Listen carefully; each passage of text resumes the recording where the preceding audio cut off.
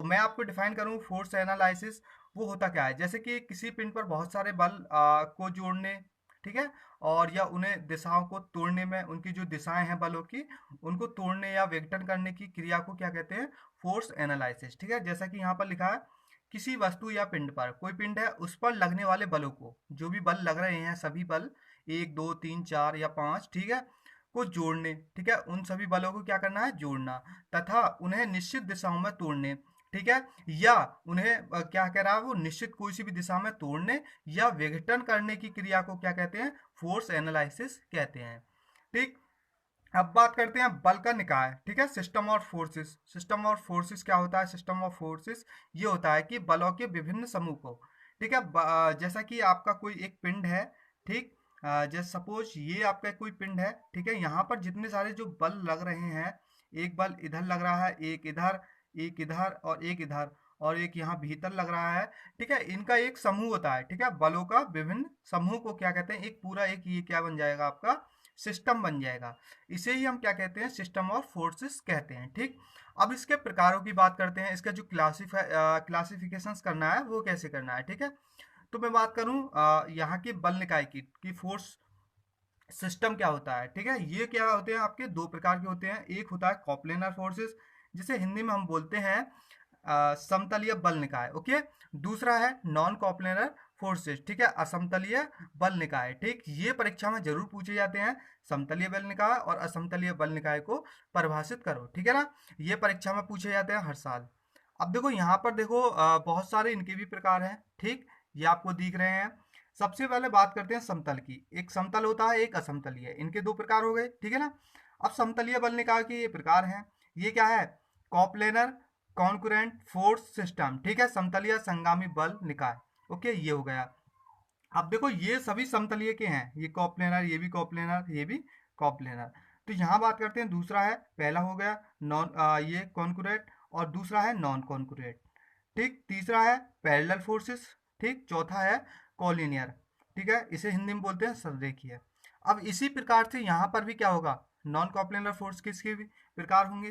तो यहाँ पर जो पहला प्रकार होगा, ये मैंने यहाँ पर नहीं लिखा है, नॉन कॉप्लेनर पैरेलल फोर्स सिस्टम। ठीक है ना, तो यहाँ पर डायरेक्ट मैंने लिख दिया है, एक पैरेलल के रूप में होता है, दूसरा होता है संगामी, ठीक, तीसरा असंगामी। ओके, अब इनको बारी बारी से पढ़ते हैं कि समतलीय बल निकाय क्या होता है, असमतलीय बल निकाय क्या होता है। ओके, और देखो यहाँ पर ये एक ही तल में होते हैं ये, और ये होते हैं विभिन्न तलों में। ठीक, ये एक तलों में, ये विभिन्न तलों में। जो सिस्टम इसमें होगा वही इन्हें इनमें भी होगा। ओके, तो यहाँ पर हम एक का ही अध्याय करने वाले हैं। ओके, सिलेबस में भी आपका एक के दिया है, और दूसरे का आप स्वयं भी कर सकते हैं, क्योंकि ये एक तल में होते हैं, ये दो विभिन्न तलों में होते हैं। ठीक है ना, यहाँ पर डिस्कस करेंगे समतलीय बल निकाय। ये होता क्या है, समतलीय बल निकाय की जो बात करते हैं, ठीक है, तो इसमें क्या होता है, जिस बल निकाय में सभी बलों की क्रिया रेखाएं एक ही समतल में होती हैं, उसे समतलीय बल निकाय कहते हैं। जैसा कि आपके सामने यहाँ पर एक डायग्राम है, ठीक है ना, तो इसी प्रकार का हम एक दूसरा डायग्राम बना सकते हैं, जैसा कि ये है। ठीक है ना, तो यहाँ पर ये कह रहा है, ये इस प्रकार से आपका एक डायग्राम है। ठीक, ये आप बना सकते हैं। ये कह रहा है जिस बल निकाय में सभी बलों की क्रिया रेखा एक ही समतल में होती है। क्या कह रहा है, सभी बलों की क्रिया रेखा एक ही समतल में होती हैं, उसे समतलीय बल निकाय कहते हैं। जैसा कि यहाँ पर हम मान लेते हैं F1 बल, ठीक है, और ये आपका हो गया F2 बल। ठीक, यहाँ से यहाँ तक ये हो गया F2 बल, ये हो गया F3 बल। ठीक, ये F4। ठीक है ना, इस प्रकार से ये एक ही तल में है, तो हम इसे बोलेंगे समतलीय बल निकाय। ओके, बात करते हैं दूसरा पॉइंट की। जैसा कि यहाँ पर था दूसरा पॉइंट, ये था इसका ही बी पार्ट, समतलीय संगामी बल निकाय। ओके, तो यहाँ पर इसकी बात करते हैं, तो संगामी बल में क्या होता है, इस निकाय के बलों की क्रिया रेखा एक बिंदु पर मिलती हैं और वह एक ही समतल में होती हैं। जैसा कि यहाँ पर आपको अच्छे से डायग्राम दिख रहा होगा, ये देखो डायग्राम, ये, ठीक। ओके, तो यहाँ पर मैं आपको यहाँ अच्छे से साफ करके बनाता हूँ। ठीक, ये इस प्रकार का डायग्राम है आपको कोई। ओके, ये डायग्राम है। ठीक, ये इस प्रकार से मान सकते हैं। ठीक है, ओके, ठीक। ये एक्स एक्सिस, ये वाई एक्सिस, ये जेड एक्सिस। ओके, तो यहाँ पर जो है जैसा कि F1 बल इधर की ओर है, ठीक है ना, और आपका जो F2 बल है ये इधर दिशा में लग रहा है, और F3 जो है ये इधर दिशा में लग रहा है, ठीक है। तो इस निकाय के बलों की क्रिया रेखा एक बिंदु पर मिलती है, वह एक ही समतल में होती है। तो इस समतल तो एक है, ठीक है ना। इस प्रकार से हम और भी बल इसमें लगा सकते हैं, ठीक है। एक ही बिंदु पर ये जाकर मिल रही है, जैसा कि यहाँ पर एक पॉइंट ये बन गया, ठीक है ना। अब जैसा कि दूसरे पॉइंट की बात करते हैं, यहाँ पर एक बल यहाँ पर ये लग रहा है, ठीक, और यहाँ पर एक बल ये लग रहा है, ठीक, एक बल यहाँ पर इधर। तो ये क्या है, एक ही बिंदु पर है, ठीक है ना। तो यहाँ पर हम बोल सकते हैं ये संगामी बल निकाय है। ओके, यहाँ पर डिस्कस करेंगे असंगामी बल निकाय। ओके, तो ये क्या होता है, इन बलों की क्रिया रेखाएं एक ही समतल में होती है, लेकिन यहाँ पर सभी जो क्रिया रेखाएं होती है एक बिंदु पर नहीं मिलती हैं। और संगामी में क्या होता था, एक ही बिंदु पर मिलती थी सभी क्रिया रेखाएं। ओके, तो यहाँ पर क्या है, क्रिया रेखाएं जो है आपकी बल की वो एक पॉइंट पर नहीं मिलती हैं, ठीक है। जैसा कि यहाँ पर है ये वाला बल, ठीक, F1, ये F3, ये F4, ये F2, ठीक है, ये एक बिंदु पर नहीं मिल रही है। तो इस प्रकार की जो निकाय होगा आपका वो असंगामी बल निकाय होगा। और नेक्स्ट है समांतर बल निकाय। इसमें क्या होता है, जिन बलों की क्रिया रेखा एक दूसरे के समांतर होती हैं, जस्ट लाइक कि आपको मैं डायग्राम बनाता हूँ इस प्रकार से। तो इस प्रकार से यहाँ पर जो क्रिया रेखा है एक दूसरे के क्या है, पैरेलल है। ओके, तो आप उसको बोल सकते हैं समांतर बल निकाय। ओके, अब देखो संरेखीय बल निकाय, ठीक, इसका डी पार्ट। तो इसको क्या कहते हैं, जब किसी निकाय के सभी बलों की क्रिया रेखा एक ही रेखा के साथ, ठीक है, ये कह रहा है एक ही रेखा के साथ कार्य करती हैं, तो इस बल निकाय को संरेखीय बल निकाय कहते हैं। सभी जो जितने भी बल हैं क्रिया रेखा एक ही रेखा के साथ कार्य करते हैं, जैसे कि आप एक ये रेखा है इसके साथ सभी बल कार्य कर रहे हैं, तो उसको आप बोलोगे संरेखीय बल निकाय। ओके, नेक्स्ट है असमतलीय बल निकाय। तो ये क्या होता है, एक ही समतल में लगे ना होकर, ठीक है, पिछले जो बल थे असमतलीय बल निकाय में क्या होता था, एक ही समतल में लगे होते थे सभी बल निकाय, यहाँ पर ये एक समतल में नहीं होंगे, ये विभिन्न विभिन्न तलों में होते हैं। तो उसको ही जो विभिन्न विभिन्न तलों में होते हैं जो वहाँ पर बल की जो क्रिया रेखाएं होनी चाहिए, जैसे कि यहाँ पर लिख रहा है कि बल निकाय में सभी बलों की क्रिया रेखाएं भिन्न भिन्न तलों में होती है, तो उसे असमतलीय बल निकाय कहते हैं। ओके, समझ में आया। अब बाकी की जो भी इनके तीन पार्ट हैं वो आप आसानी से डिफाइन कर सकते हो, सेम है, बस यहाँ पर विभिन्न विभिन्न तलों में ये होंगे, ठीक। नेक्स्ट है आपका रिजल्टेंट फोर्स। ये अक्सर परीक्षा में पूछा जाता है, और रिजल्टेंट फोर्स होता क्या है, ठीक है, और ये इसी से रिलेटेड आपके कुछ न्यूमेरिकल्स भी हैं। ओके, तो अगली वीडियो में हम क्या करेंगे, आपके जितने भी न्यूमेरिकल प्रॉब्लम्स है इन सभी थ्योरी से रिलेटेड वो सभी क्वेश्चंस आपको मैं वीडियो के थ्रू बताऊंगा, ठीक है, सॉल्यूशन कर कर, ठीक। तो यहाँ पर देखते हैं परिणामी बल होता क्या है। यदि किसी पिंड पर एक से अधिक बल कार्य कर रहे हैं तो उन सभी बलों के प्रभावों के जोड़ के बराबर एक बल परिणामी बल कहलाता है। जैसा कि यहाँ पर एक P बल है, ठीक, ये Q बल है, ठीक है, ये आप मान सकते हो दो बल, तो इनके बीच ये जो होगा रिजल्टेंट जो आएगा निकल कर ये R होगा। ये कह रहा है किसी पिंड पर एक से अधिक बल कार्य, एक बल ये हो गया, एक ये, तो उन सभी बलों के प्रभावों के जोड़, इन दोनों के जोड़ के एक बल आर, ठीक है, परिणामी बल कहलाता है। ओके, समझ में आ गया। अब नेक्स्ट है साम्य अवस्था या साम्यक बल। इसको बोलते हैं साम्य अवस्था को इक्विलिब्रियम, ठीक है। ये क्या होती है, जब किसी पिंड पर दो या दो से अधिक बल इस प्रकार कार्य करें कि वे एक दूसरे के प्रभाव को न्यूट्रलाइज कर दें, मतलब निरस्त कर दें, तो ऐसे बल निकाय को साम्यावस्था में कहा जाता है, ठीक। साम्यावस्था भी दो प्रकार की होती हैं, जैसे कि एक होती है स्थैतिक, एक होती है गतिक, ठीक है। तो बात करते हैं सबसे पहले स्टैटिक की, स्टैटिक इक्विलिब्रियम। ये क्या होती है, स्थिति विज्ञान में जब कोई बल निकाय किसी स्थिर पिंड पर, कोई स्थिर पिंड पर इस प्रकार कार्य करता है कि वह गतिशील नहीं होता हो, ठीक है, तो उसको क्या कहेंगे, स्थैतिक साम्यावस्था। ओके, तो बताऊं कि गतिक साम्यावस्था क्या होती है, इसमें क्या होता है, ठीक, ये है आपकी। तो यदि कोई पिंड समान वेग से गतिशील है, तो जब समान वेग से गतिशील होगा जब ही गतिक अवस्था में होगा, ठीक है, सीधी सिंपल बात है। और इस पर कई बल इस प्रकार लगाए जाएं कि पिंड उसी वेग से उसी दिशा में गतिशील रहे, ठीक है, तो ये सभी बल गतिक साम्यावस्था में होंगे। ओके, समझ में आ गया। नेक्स्ट है इक्विलिब्रियंट फोर्स, साम्यक बल। ये क्या होता है? साम्यक बल किसी पिंड पर लगने वाला एक ऐसा बल है जो अन्य बलों के साथ मिलकर पिंड को साम्यावस्था में रखता है। ठीक, जैसा कि हमने आपके सामने ये है एक पी बल एक क्यू बल, ये रिजल्टेंट है। ठीक, ये नीचे की ओर जो बल है इसको बोलेंगे हम साम्यक बल, क्योंकि यहाँ पर परिभाषा से भी क्लियर है। साम्यक बल किसी पिंड पर लगने वाले एक ऐसा बल जो अन्य बलों के साथ मिलकर पिंड को ये बल लग रहे हैं, इससे क्या है, ये जो सभी बल लग रहे हैं नीचे, इससे ये साम्यावस्था में रखता है। ठीक है, तो ये साम्यक बल होता है। अगला नेक्स्ट टॉपिक है आपका free body and free body diagram. मुक्त पिंड या मुक्त पिंड आरेख क्या होता है?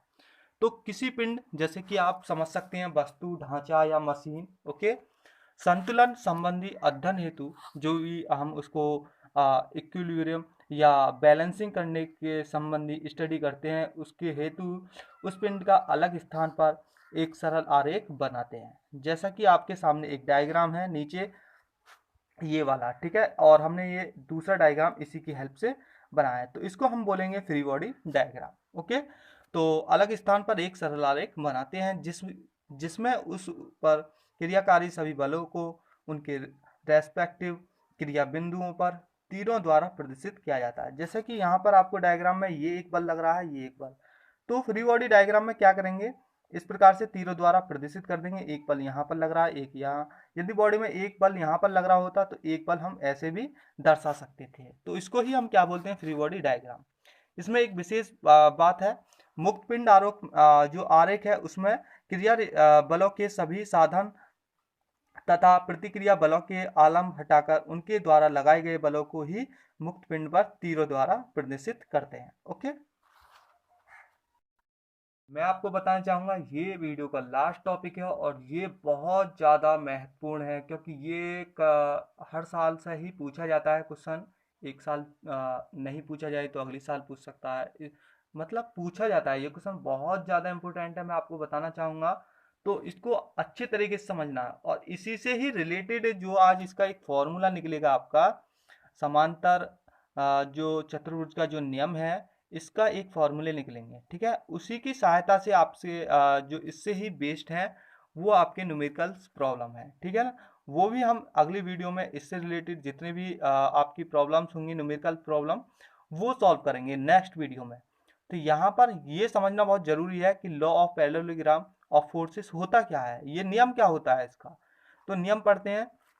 सबसे पहले आपको एक डायग्राम बनाना है, ये अच्छे से डायग्राम बनाना है। ठीक है, यहाँ पर तो किसी कण पर कार्य करने वाले दो संगामी बलों को, देखो यहाँ पर दो संगामी बल है, कौन कौन से हैं, जैसा कि यहाँ पर डायग्राम में दिख रहा है, एक संगामी बल ये, ठीक है, जिसे मैंने पी से डिनोट किया है। ओके, अब यहाँ पर जो दूसरा है ये एक संगामी बल निकाय है, ठीक है ना, तो हम इसको क्यू से डिनोट किया है यहाँ पर। तो यदि एक समांतर चतुर्भुज की कोणीय बिंदु से, ठीक है, ये आपका एक कोणीय बिंदु है, ठीक है ना, ये आप कह सकते हो, दो आसन भुजाओं द्वारा मान तथा दिशा में व्यक्त किया जाए, ये हमने व्यक्त कर दिया है। ठीक है ना, दो आसन भुजाएं हैं तो उनका परिणामी, ये आपका एक परिणामी है, रिजल्टेंट। यहाँ पर मैंने आर से डिनोट किया है, दिख रहा है आपको, आर से डिनोट हो रहा है यहाँ पर, समझ में आ गया, क्लियर। अब वो कह रहा है कि आर से तो हमने डिनोट कर दिया, मान तथा दिशा में इसी समांतर चतुर्भुज के उस कोणीय बिंदु से खींचे गए विकर्ण द्वारा व्यक्त होता है। अब यहाँ पर जो डायगोनल है उसके द्वारा हम क्या करते हैं, इसको व्यक्त होता है, उसको क्या बोल सकते हैं, बलों के समांतर चतुर्भुज का नियम। अब देखते हैं यहाँ पर जो आपका एक डायग्राम है ये वाला, ठीक है, ये डायग्राम है आपके सामने। तो यहाँ से हम क्या करेंगे, देखो त्रिभुज ये वाला, अभी यहाँ से हमें क्या करना होगा कि फॉर्मूला लाना है निकाल कर। तो इसका फॉर्मूला कैसे निकालते हैं, सबसे पहले त्रिभुज ओ सी एम से, देखो यहाँ पर एक समांतर चतुर्भुज का नियम तो यही है, ठीक है, ये वाला, ये, ठीक है, ये चतुर्भुज है कोई एक, और यहाँ से हमने क्या किया, एक विकर्ण, ये एक हमने लंब डाल दिया इसके ऊपर, ठीक है, ये हमने एक अलग से त्रिभुज बना दिया है, ठीक है ना। तो यहाँ पर क्या करेंगे, इसका जो कोण है वो थीटा मान लिया है, ठीक है, इनके बीच का, ये इन दोनों के बीच का अल्फा, ये बीटा। ओके, समझ में आया, और ये जो पूरा कोण होगा वो थीटा होगा। It is clear. ओके, अब यहाँ पर बात करते हैं त्रिभुज ओसीएम की। ओसीएम कहाँ पर है, इसमें भी हमने पॉइंट, ये ओ पॉइंट, ये ए पॉइंट, ये जो आपका पी बल लग रहा है वहां पर हमने ए पॉइंट माना है, ये बी पॉइंट क्यू वाले पर, ठीक है, और जो रिजल्टेंट है उस पर सी पॉइंट, ठीक। ये आपका विकर्ण डायगोनल, ओके, ठीक। अब यहाँ पर बात करते हैं ओसीएम से। तो ओ सी एम ये आपका एक त्रिभुज है, इसकी बात करते हैं। तो यहाँ पर आपने त्रिकोणमिति में पढ़ा होगा कर्ण का स्क्वायर इज इक्वल टू लंब का स्क्वायर प्लस आधार का स्क्वायर। यहाँ पर जो कर्ण है ये ओसी ये है, ठीक है ना, क्लियर। अब इसके बाद ओसी का स्क्वायर करेंगे। अब यहाँ पर लंब है, ठीक है, ओ एम, या आधार है, ठीक है, ये आधार है यहाँ पर, तो ओ एम यहाँ पर इसका आधार का स्क्वायर प्लस यहाँ पर लंब, लंब क्या है सी एम, इसका स्क्वायर। अब देखो ओ एम है ये यहाँ से यहाँ तक दो पार्टों में विभाजित है, एक तो ओ ए प्लस ए एम, ये हमने यहाँ पर किया, और इसका स्क्वायर। अब सी एम है, सी एम का स्क्वायर ये जो का तो रहेगा। अब देखो यहाँ पर हमने क्या किया है, इसको क्या किया है, फॉर्मूले के द्वारा खोल दिया है। जो फॉर्मूला है आपका ए प्लस बी का होल स्क्वायर का, वो केवल यहाँ पर खोला है, ठीक है, इस प्रकार से यहाँ तक समझ में आ गया आपके, ठीक है। अब इसके बाद ओ ए का स्क्वायर हो जाएगा ये ओ, और यहाँ पर होगा ए एम का स्क्वायर, और ये होगा सी एम का स्क्वायर, ठीक है, समझ में आ गया। और ये हमने समीकरण हमने फर्स्ट बना लिए, ओके, क्लियर। इसके बाद हम दूसरे त्रिभुज में चलते हैं। ये कौन है यहाँ पर, एक सी ए एम, ठीक है, यहाँ पर देखते हैं सी ए एम कौन है, कौन ये वाला, ठीक है, सी ए एम ये कौन है आपका। अब यहाँ से हम कुछ कौन निकालते हैं, ठीक है, यहाँ पर देखो, यहाँ पर निकालते हैं पहले कॉस थीटा। कॉस थीटा बराबर क्या होता है, आधार बटे कर्ण, ठीक है, यही होता है। तो उसमें क्या है, आपका आधार है ए एम, ठीक है, आधार यही है ए एम, और यहाँ पर जो आपका कर्ण है वो है ए सी। देखो यहाँ पर कैसे है, देखो डायग्राम ये रहा आपके, आधार क्या है यहाँ पर ये ए एम, ठीक है, कर्ण क्या है ये, लंब क्या है सी एम, ओके, ध्यान में रख लिया आपने। अब देखो यहाँ पर डिस्कस करते हैं, कॉस थीटा का मान निकाल लिया, तो यहाँ से हमें जरूरत पड़ेगी, देखो यहाँ ए एम की भी जरूरत पड़ेगी हमें, और हमें यहाँ पर जरूरत पड़ेगी सी एम की भी, ठीक है। इसके लिए जो हमने समीकरण फर्स्ट बनाया ना, इसके लिए हमने यहाँ पर मान निकाले दोनों के, ठीक है। ए एम बराबर क्या होगा, यहाँ से ए सी कॉस थीटा, समझ में आ रही होगी calculation, C M is equal to A C sine theta, okay, यहाँ से क्लियर। अब समीकरण फर्स्ट में क्या करेंगे, इनको रख देंगे इसके स्थान पर, ठीक है ना। तो ओ ए स्क्वायर प्लस ए सी स्क्वायर, दोनों से क्या करेंगे, ए सी स्क्वायर कॉमन है, ये बाहर ले लिया, भीतर क्या होगा cos square theta plus sine square theta, बाकी जो का तो सेम रहेगा। अब आप जानते होगे cos square theta plus sine square theta is equal to 1 होता है, ठीक है। तो यहाँ पर क्या होगा ए सी स्क्वायर, ठीक है, बाकी जो ये है सेम उतार दिया है। अब इसके बाद हम क्या करेंगे, देखो यहाँ पर ये है ओ ए, ठीक है, और ये ए सी और ए सी ओ ए। अब यहाँ पर फिर दोबारा डायग्राम में चलते हैं। देखो यहाँ पर ये देखो ओ ए ये है, इसको यहाँ पर जो बल लग रहा है ओ ए, ठीक है, एक रेखा है, तो जो बल लग रहा है वो पी से डिनोट है। अब बात करें ओ बी की, तो ओ बी क्या है, क्यू बल लग रहा है। अब जब ये भी है इतना बल, क्यू बल इधर लग रहा है, तो इधर भी क्यू होगा जो फोर्सेस होगा, तो ए सी बराबर क्या होगा क्यू फोर्सेस। तो उसी के आधार पर यहाँ पर हमने यहाँ पर क्या किया है, इनका मान यहाँ रख दिया। ओ ए बराबर क्या होगा पी, तो स्क्वायर है तो पी स्क्वायर, इसी प्रकार से ये ए सी बराबर क्यू, तो क्यू स्क्वायर।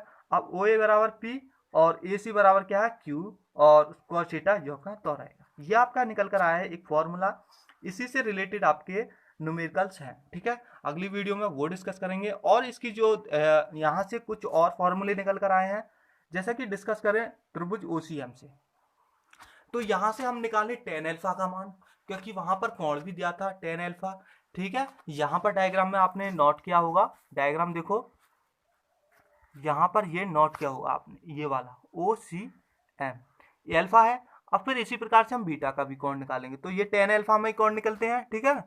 तो टेन एल्फा बराबर क्या होता है, लंब बटे आधार, ठीक है, यहाँ पर। तो यहाँ पर लंब आपका सी एम है, आधार ओ एम है, ठीक है। ओ एम बराबर क्या है, ओ एम पूरी है यहाँ से यहाँ तक, तो दो पार्ट में थी, ये ए था, ठीक है, ये एम था और ये ओ था, इस प्रकार से था, ठीक है ना। जो आपका चित्र था O A plus A M, O A plus यहाँ पर ये है, देखो ये है, ठीक है ना, क्लियर। और हम डायरेक्ट भी रख सकते हैं, क्योंकि यहाँ पर हमने ये डायरेक्ट लिखा है ए एम और ए एम सी, ठीक है। ये लिखा है यहाँ पर क्यू साइन थीटा होगा, ये क्यू साइन थीटा होगा, ठीक है, ये कॉस थीटा होगा। ये कैसे, देखो ये क्यू का मान है, ठीक, और ये है आपका थीटा। तो यहाँ से आप क्या करेंगे, जैसा कि ये है लंबवतिक कोण, किसका मान होता है, साइन थीटा का। तो साइन थीटा का लंबवतिक कोण होता है, ठीक है, यहाँ से आप आसानी से निकाल सकते हो। तो क्या होगा, क्यू साइन थीटा आएगा, ओके, क्योंकि सी एम निकलेगा तो क्यू साइन थीटा आ जाएगा। तो आप त्रिकोणमिति अच्छे से पढ़े होंगे, तो यहाँ पर आसानी से कर देंगे।